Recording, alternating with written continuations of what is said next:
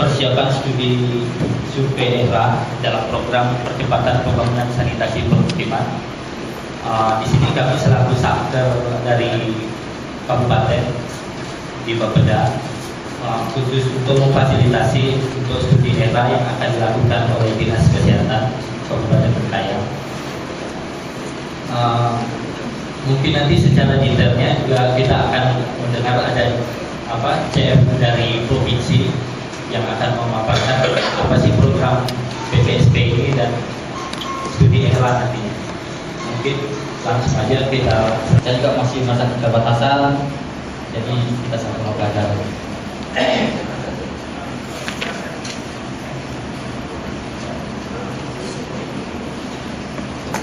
Terus dulu saya mengenalkan diri.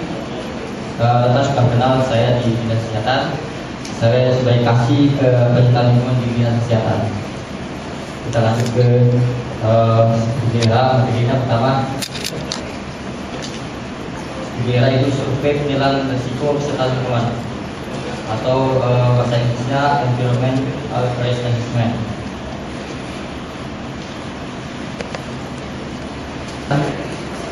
Kalau pembuangan air limbah. Yang keduanya adalah menilai perilaku vegetasi sanitasi. Di sini kita mengacu pada 5 pilar PPM yang kita nasional yang selama ini itu buang besar, CTPS atau kebijakan satu, pengelolaan air minum dan rumah juga pengelolaan sampah dengan air. Kelima adalah pengelolaan rumah tangga. Pertama, persiapan ERA kemarin sudah kita laksanakan. Jadi sampai pokoknya terbentuk tim studi ERA, rencana atasan dan anggaran. Ini sudah kita laksanakan juga bersama-sama dengan tim. Susunan dan faktur juga sudah. Terus masalah alokasi dana ini kami kebetulan berdasarkan belum teralokasi atas usulan dari beberapa kita akan usahakan di perubahan. Yang kedua adalah pengumpulan survei atau metodologi. Hari ini yang kita lakukan ini adalah di fase 2, yaitu menentukan area survei. Jadi output yang kita harapkan nanti adalah kita dapat klaster desa Terus dapat jumlah dan nama desa yang terpilih, RW dan jumlah sebagai dalam survei. Di daerah pertama turun clustering. Nanti kita mengambil sampel secara random juga kita, yaitu metode cluster random sampling.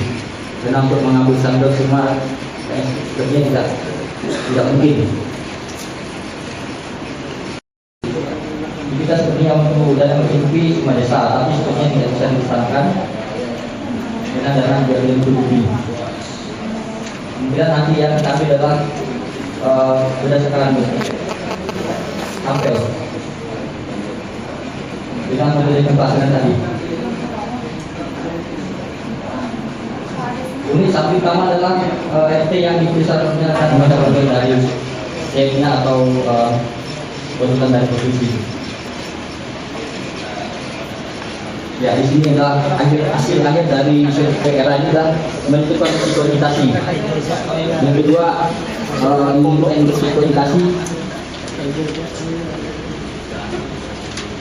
Ya, ini hasilnya. Ini contoh hasil akhir yang kita dapat dari era nanti. Pertama, limbah domestik, kedua bentuknya keselamatan, dan genangan air. Setelah kedua baru kita dapat peta mana yang ada yang berisiko tinggi, risiko sangat tinggi, sedang, rendah. Ini hanya saja, jadi bisa saja nanti ada beberapa yang dapat kesenjangan dari bentuknya ini. Inilah tabel, ini adalah tabel risiko. Ini contoh, misalnya kita selalu mendapat sumpat, kemudian ini berkaitan 25 contoh mungkin karena tampaknya tidak terkelola dengan baik. Contoh dari ketiga, misalnya baru ternyata masyarakat itu berlaku yang mampu buangan dari sembarangan dan seterusnya. Ya, demikianlah. Sementara yang merusak lingkungan itu sendiri kok tidak dilibatkan seperti perusahaan sawit, itu kan ini yang menyebab pangkal utama dari lingkungan yang rusak itu aja. Baik, mungkin ada lagi yang mau bertanya.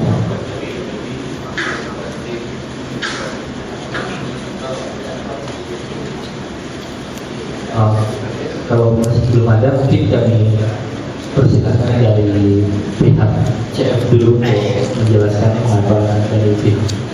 Di sini untuk program ini kan menyangkut mengenai lingkungan yang berkaitan dengan masyarakat langsung. Nah, mengapa pelaku atau masyarakat atau perusahaan yang terlibat dalam lingkungan tidak dilibatkan gitu? Mungkin dari CF bisa menjelaskan.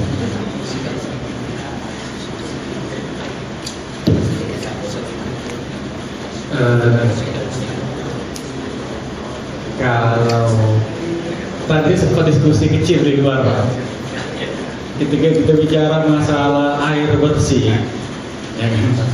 Dulu air kita itu kan jernih sekali gitu. Kalau ikan berenang di dalamnya kelihatan. Kalau ada orang mandi tak di celana pun ikannya kelihatan. Tapi sekarang ya benar. Seperti kopi susu yang diminum di kaki lima, ya, di pasaran, di warkop. Nah, jadi ketika kita berbicara masalah perusakan alam, perusakan alam, saya katakan itu berlaku dosanya, gitu kan. Petinya jalan terus, pembalakan hutan jalan terus. Nah, diantaranya kalau hal yang seperti itu tadi, kalau di strategi sanitasi ini, dia akan dimasukkan di dalam rekomendasi. Ya, ada rekomendasinya nanti dari buku-buku ini nanti. Hasil dari survei lapangan nanti kan mengeluarkan rekomendasi. Mengapa kita harus berbicara daerah aliran sungai? Gitu kan? Nanti kan didapatkan di situ. Ketika kita berbicara dengan responden, Bapak minum airnya air apa? Oh, sekarang ada air hujan. Kenapa Bapak tidak memakai air sungai? Air sungainya seperti air susu. Jadi hasil data lapangannya kan terlihat. Dari hasil lapangan itu diolah datanya nanti keluar berbagai rekomendasi. Nah, di antaranya rekomendasinya keluar untuk aparat. keamanan, amankan peti itu. Nah, ada daerah-daerah tertentu yang tidak boleh digali tambangnya, gitu kan, karena airnya dibutuhkan untuk kehidupan masyarakat. Ada daerah khusus untuk boleh tambang, tapi daerah itu untuk air minumnya udah disuplai dari wilayah lain, mungkin salah satu rekomendasi gitu. Nah, terkait yang hutan dan sebagainya, gitu kan. Ya bisa saja rekomendasinya nanti keluar ke Bapak Bupati untuk daerah-daerah yang memang kita jaga kebersihan airnya, kesehatan lingkungannya. Pak Bupati tidak boleh mengeluarkan izin perkebunan sawit. Justru keluarnya dari rekomendasi gitu. Nah, kemudian tugasnya nanti hasil dari pendampingan tahun pertama itu kan tidak semata-mata hanya sebatas buku gitu. Maka Pokja sanitasi ini yang sudah pasti itu akan berjalan 2 tahun. Di tahun pertama ini kita mengeluarkan buku putih sanitasi, gambaran real sanitasi wilayah kita, kemudian di strateginya seperti apa, ini realnya strateginya itu seperti apa. Nah, kemudian di tahun keduanya itu udah banyak yang bersifat advokasi. Nah, sosialisasi dan sebagainya tadi itu. Jadi kalau memang tahun pertama ini kita memang juga tidak punya dana, di tahun ke depan sah-sah saja nanti, dan bahkan mungkin harus menurut saya, kalau Dinas Kesehatan itu menambah anggarannya untuk percetakan media. Daerah-daerah penting seperti pasar itu memang harus ada. Jangan buang sampah sembarangan dan sebagainya. Buang sampah pada tempatnya. Ini kan sepi gitu. Nah, salah satu yang harus kita kawal di tahun ke depan itu rekomendasi yang kita keluarkan dari sekarang. Termasuk yang sampai ke perusak lingkungan dari itu. Menurut saya hematnya seperti itu. Nah, sementara saya pikir itu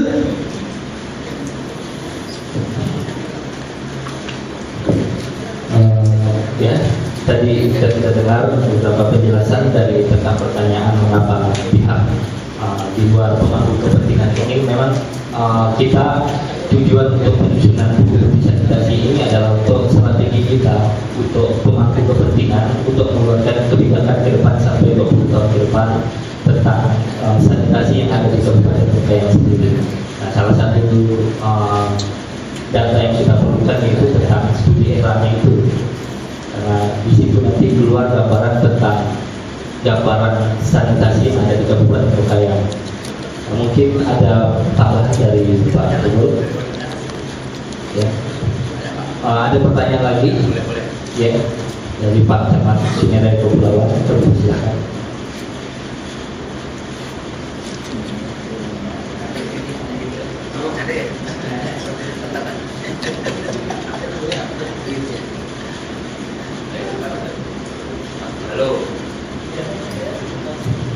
Halo, tes 1 2. Cek sound. Terima kasih. Jadi langsung saja nih Pak. Jadi kami ini para camat termasuk Pak Dokter kita nih. Kira-kira apa peran kami dalam program ini Pak? Yang harus kami lakukan di lapangan?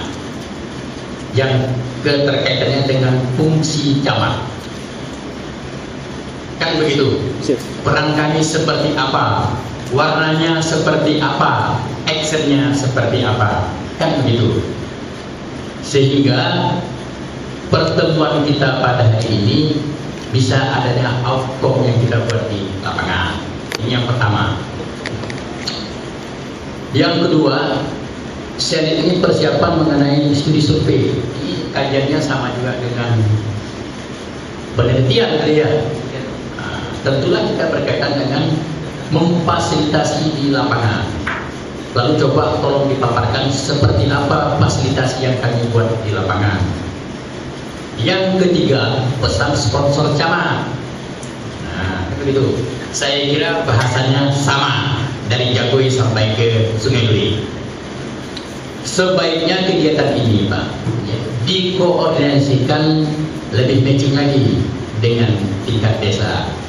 Sebab sasarannya ini kan di garda pemerintahan paling bawah di desa. Sehingga muatan program ini bisa kita dukung sebagaimana program PPSP yang ada di Kabupaten Bengkayang. Artinya supaya proyek ini ketika launching di lapangan ada gayung bersambut begitu Pak. Nah, jadi kami minta tolong paparkan seperti apa langkah-langkah yang kami buat di lapangan, termasuklah kalau ada sampai bagaimana kontribusinya dengan pihak kecamatan dan desa, kan begitu ya Pak Camat. Sebab perencanaan yang sudah kita buat ya kan, tentu juga didukung dengan fasilitas-fasilitas yang lainnya. Sebab saya kira walaupun banyak orang medis saya lihat, tapi bahasanya sama saya kira. Nah, jangan sampai pengalaman-pengalaman yang ada Pak, ini sekedar intermezzo ya, dari Bapeda juga. Jangan sampai program-program proyek yang dibuat kabupaten ini pada akhirnya menyulitkan rekan-rekan kita di lapangan.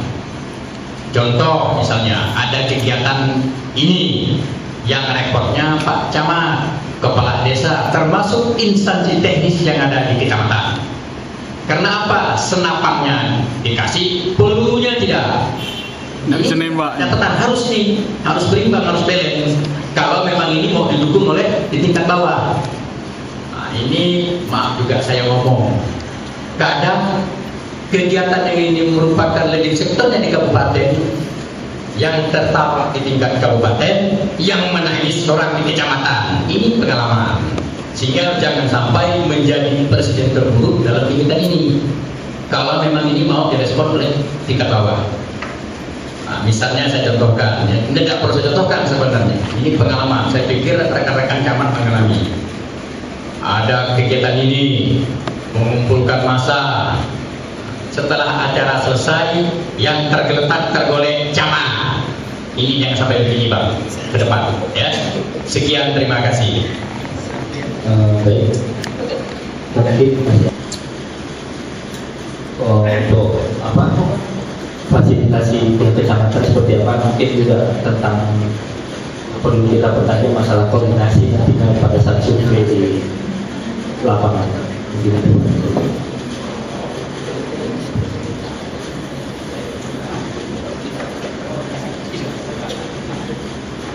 Baik Bapak Ibu sekalian yang kami hormati,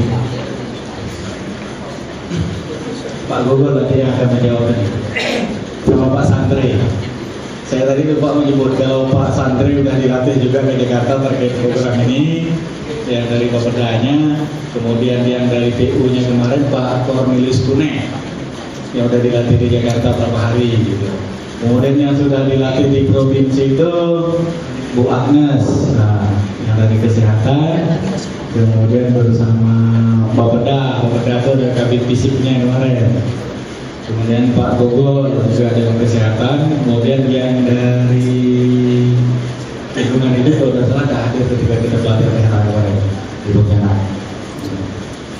Nah, sebenarnya ini apa namanya? Ketika kita berbicara peluru dan sebagainya tadi,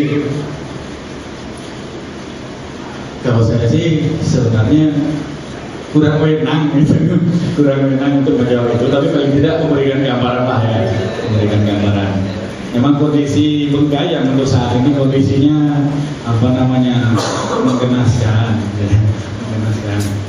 Ya, terus terang lah kemarin di awal program ini berjalan yang memfasilitasinya adalah mereka yang di provinsi untuk mendorong dana pendamping dan sebagainya dari provinsi, sampai termasuk di anggaran untuk melakukan survei ini itu di Kabupaten Bengkayang ini boleh dikatakan rai bersama wati wal ard, hilang dari permukaan bumi padahal sudah diciptakan di buminya gitu. Tapi kemarin tadi Pak Gogol juga sudah bilang sudah dimasukkan di perubahan. Nah, itu untuk penganggarannya. Pak Gogol pun sebenarnya bingung. Kita bagaimana mau mengadakan pertemuan? Judulnya EHRA, itu leading sektornya kesehatan. Tapi sepeser pun duitnya tidak ada. Kata Pak Pin, yang penting jalan dulu. Bapeda tanggung makan. Kita gunakan BOP-nya. BOP kita yang ada di DPA-nya Bapeda saja 110 juta untuk biaya peningkatan kapasitas. Untuk biaya-biaya yang lain di SKPD yang lainnya masih hilang. Nah, masih mau kita angkat nanti gitu. Mudah-mudahan ada banjir lagi nanti dia akan terangkat atau terjadi perubahan gitu. Nah, kemudian terkait dengan gerak kita di lapangan lah gitu. Salah satu niat diadakannya acara ini. Kalau seandainya dari pihak kesehatan sekonyong-konyong nanti menurunkan tim surveinya, tidak lapor dengan Pak Camat atau Pak Camat tidak diberitahu, akhirnya nanti yang kita khawatirkan kita mendapat dana yang tidak valid, data yang tidak akurat, gitu. Wah, datanya salah-salah kata Pak Camat, wah ini sih tak sah surveinya. Nah, khawatirnya kan seperti itu. Nah, makanya tadi Bapak Camat selaku penguasa wilayah terkait dengan foto kondisi real lingkungan sanitasi di lingkungannya Pak Camat mesti paham. Nah, maka rencananya kalau saya tadi sudah menunjukkan rencana pertemuan hari ini sampai keluar area beresiko, maksud saya Pak Camat itu tahu daerah sini sering banjir, daerah sini orangnya nggak punya WC, daerah sini orang minum air kolam, tahu Pak Camat semuanya. Nah, sebenarnya harapan saya tadi ingin mendorong ke arah itu sampai ketika kita mampu memetakan, oh kecamatan ini kondisinya sekian persen kira-kira orang yang tidak menggunakan WC. Oh, seluruh masyarakat di kecamatan ini buang sampah itu sembarangan, tidak ada tempat sampah di kecamatan ini pun tidak ada tempat pembuangan sampah. Tahu kecamatannya gitu kan. Nah, kemudian untuk berbicara masalah tadi itu survei ke lapangannya kita juga belum menyepakati nih Pak. Kalau kemarin dengan Pak Gogol itu kan saya ngomongnya bagaimana kalau kita diundang perwakilan puskesmas saja. Tapi Pak Gogol tidak berani menentukan area beresiko, dari itu resikonya besar.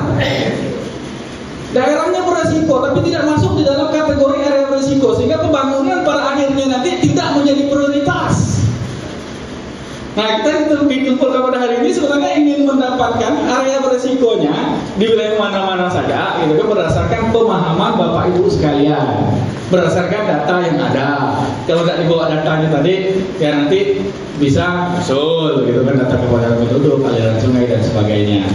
Nah, kita sampai saat sekarang belum menentukan di kecamatan 17 berapa desa yang kita survei. Dari 5 desa di kecamatan 17 itu kita tidak tahu dusun mana yang akan kita survei. Di dusun itu kita juga belum tahu berapa kakak yang akan kita survei, karena kita masih blank nih ceritanya. Kita masih belum mampu memutuskan untuk menentukan area berisiko. Nah kan sistem dalam monitor random kan itu, sampel random itu kan ada rumusnya hitungnya. Jadi kebetulan kemarin saya dengan Pak Gogol ini sama-sama tak ngerti untuk hitung rumusnya itu. Kita masih nunggu habis fisiknya, Bu Agnes tak ngerti. Gimana kita tanya tak ngerti ya, sama dengan saya jawabannya. Nah, jadi kita masih belum bisa menghitung nanti wilayah mana yang akan kita survei. Tapi paling tidak kita kan kelompokkan dulu wilayahnya. Misalkan kecamatan 17 dengan Sanggauledo itu kan agak mirip lah gitu. Ya mungkin surveinya nanti dijatuhkan di salah satu kecamatan. Nah, kemudian di Sungai Raya dengan Sungai Raya Kepulauan agak mirip lah kehidupan orang pesisir kan. Nah, agak mirip, mungkin ada sampelnya di situ. Nah, kalau Teriak, Supi Semarang itu kan agak mirip juga lah, satu hamparan di pedalaman ya, mungkin sampelnya juga di situ ada satu desa. Dari satu desa itu berapa dusunnya yang kita gunakan. Nah, sehingga pada akhirnya nanti ketika kita udah mampu mengelompokkan klasternya itu, baru kita hitung enumeratornya berapa atau supervisornya berapa, puskesmas mana yang harus menurunkan supervisor, ya kan, puskesmas mana yang harus menurunkan enumerator, tukang jalankan misionernya, gitu kan. Nah baru bisa jalan. Saya sendiri pun sebenarnya sedikit pening lah kalau bicara masalah penelitian ini. Nah, tapi ketika survei dilakukan di wilayah kecamatan itu, kemarin kita tetap dengan KBPC-nya segala biaya kebutuhan survei itu ditanggung oleh biaya studi EHRA-nya ini. Walaupun studi EHRA-nya sampai sekarang belum ada pagunya, ya bagaimana usahanya, sudah sepakat mereka. Ya artinya kalau nanti ada petugas kuesioner yang ada di kecamatan A, gitu kan, itu udah tidak perlu dibiayai dari kecamatan, tapi dibiayai oleh dana untuk kegiatan EHRA ini. Kemudian EHRA itu juga tidak mengumpulkan orang, Bapak Ibu sekalian, tapi EHRA itu mendatangi penduduknya, mendatangi sampelnya, kan gitu. Yang kedua tadi terkait apa? Atau nanti seperti apa fasilitasi kecamatan? Nah, detailnya nanti mungkin Pak Gobel. Kalau fasilitasi kecamatannya tadi kita sangat membutuhkan data-data akurat itu. Kita tidak berani membelakangi Pak Camat, walaupun data yang sudah ada di sini, gitu kan, data yang sudah ada di sini mulai dari data BBS, ya, yang juga berarti banyak data sampai kabupaten dalam angka itu dah lengkap nama daerah, sungai dan sebagainya, kondisi perekonomian masyarakatnya pun ada, pendidikan dan segala macam itu sudah ada. Tapi karena ini terkait sampel penelitian, jadi memang harus kita minta lagi untuk menjamin keakuratannya. Nah, fasilitas di kecamatan tadi diantaranya termasuk dengan Bapak yang dari puskesmas kesehatan itu data realnya seperti apa. Jadi tidak ada nanti terlewatkan, ada kampung yang di sana lalu tidak seharusnya mendapatkan perhatian karena datanya tidak valid, terlewatkan. Padahal mereka minum air kolam yang warnanya kemerah-merahan, kan gitu. Kemudian yang terpenting dari menghadirkan Pak Camat pada hari ini kan keluar dari rekomendasi nantinya. Keluar dari rekomendasi nantinya. Nanti kan ketika ada hasil dari kuesionernya itu kan ada rekomendasi. Nah, sehingga Dinas Kesehatan nanti yang melakukan, yang bertanggung jawab terhadap surveinya nanti berkoordinasi dengan Pak Camat untuk mengeluarkan rekomendasi dari hasil penelitian di kecamatannya. Misalnya kecamatan ini yang menjadi prioritasnya apa? Kita angkat lagi, walaupun kemarin sudah mengangkatnya di Musrembang. Nah, tapi terupdate datanya gitu. Kalau udah masuk di Musrembang tidak masalah. Tapi terupdate untuk kegiatan di EHRA ini. Masyarakat di sini butuh ini. Air bersih. Masyarakat di sini butuhnya apa? Gitu. Pendinginan jalan, pembuatan balik dan sebagainya. Nah, jadi ada rekomendasi yang bisa dikeluarkan oleh Pak Camat. Termasuk kan masukan. Nah, termasuk masukan di akhir dari hasil studi EHRA. Ini juga dari kopi ini sampai yang sekarang belum datang, mungkin dari bapak-bapak berkenan untuk lebih sebentar bisa adegan mungkin untuk acara ini mungkin ditutup cukup sekian Pak. Nanti kedepannya ada mungkin ada undangan lagi untuk persiapan tim teknis dalam tulisan ini. Memang kita mengharapkan banyak masukan dari persiapan untuk tulisan ini Pak. Yang sudah berani ngisi datanya, kalau udah buat data boleh diisi sekarang gitu kan, jadi tidak pakai ini lagi. Nah, data sementara udah ada. Nanti kan tinggal kajian ini.